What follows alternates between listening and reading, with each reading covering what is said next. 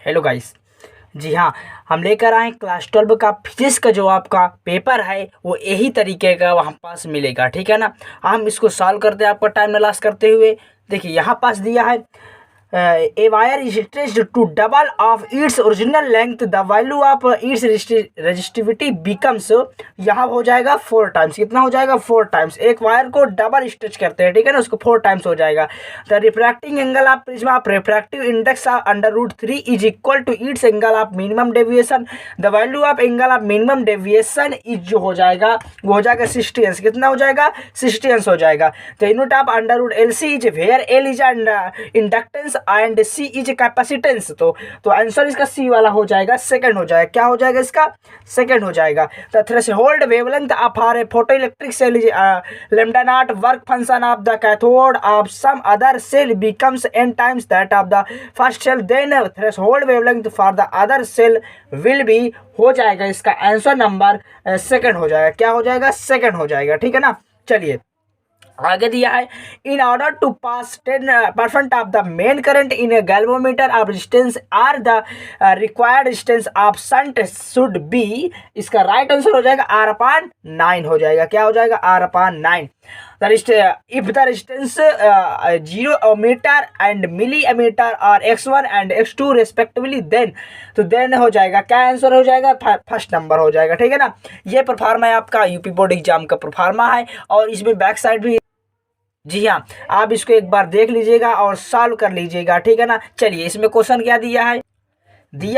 Right the expression and unit of magnetic dipole moment, unit of magnetic dipole ampere per metre square, ठीक है ना, ampere metre square. What is the mean by angle of polarisation, मतलब कि क्या mean पूछा, मतलब इसका definition लिख देना, वेरी शॉर्ट है, ठीक है ना। Define 1 henry of self induction, right the definition and unit of current density, ठीक है ना। Which type of field is produced around the current carrying conductor and why, how are optical ray and wave front related with each other, ठीक है ना। Question number 3 में यही pro forma दिया, यहाँ पर देख लीजिएगा, इसको सॉल्व कर लेना। ये दिया है आपका न्यूमेरिकल दिया, इसको सॉल्व कर लेना। इस पर पूछा फर्स्ट नंबर में the energy obtained from the source and the energy stored in capacitor, ठीक है ना, ये दिया है। चलिए दोस्तों, तो यहाँ पास दिया है कैपेसिटर। अगला क्वेश्चन दिया, a cell has electromotive force 1.5 volt and internal resistance 0.2 ohm का रेजिस्टेंस लगा हुआ है। It is connected with external resistance of 2.8 ओम।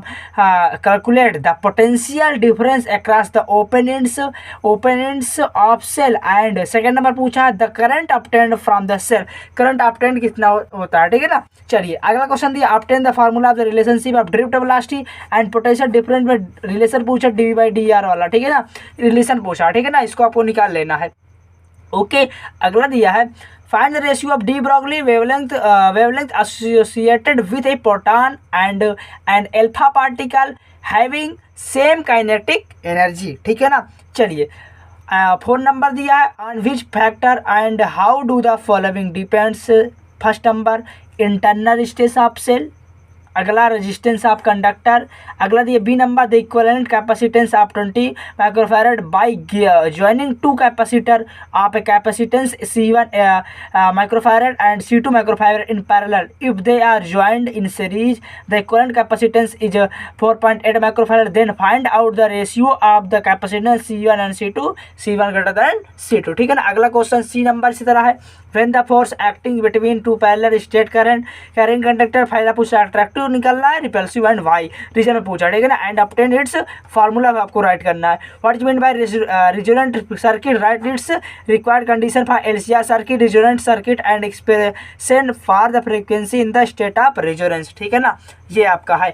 अगला दिया है, write down Einstein photoelectric equation, photons of energy 1 electron volt and 2.5 electron volt respectively are incident on a metal plate of work function 0.5 electron if maximum kinetic energy of emitted photoelectrons are K1 and K2 respectively and their velocities V1 and V2 respectively, find the magnitude K1 and K2 V1 and V2 का, ठीक है ना। Question number 5 में derive the formula of the torque वाला formula drive करना, and current carrying loop in a uniform magnetic field and define the magnetic dipole moment and with the help of it. Magnetic dipole moment को भी define करना है आपको, ठीक है ना। अगले क्वेश्चन देखिए क्या दिया है।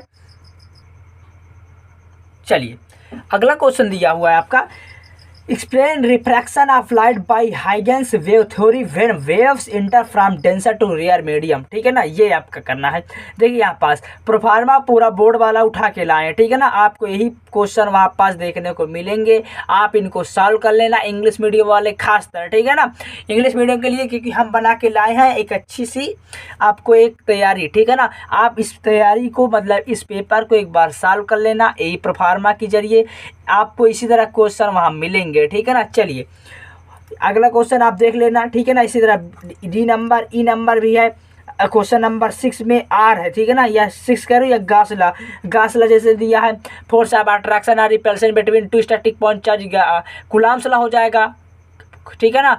गासला हो जाएगा। इसी तरह कूलम्ब्स लॉ भी वेरी वेरी मोस्ट इंपॉर्टेंट, ठीक है ना, for the board examination. Obtain the formula distance nth order dark में Faraday law of electromagnetic induction, question number 8 भी है और 9, ठीक है ना। 9 में इसको करना है, या आर में explain the polarisation of light, physical constant, हाँ फिजिकल कांस्टेंट वहाँ दे रहेंगे बोर्ड एग्जामिनेशन में, ठीक है ना।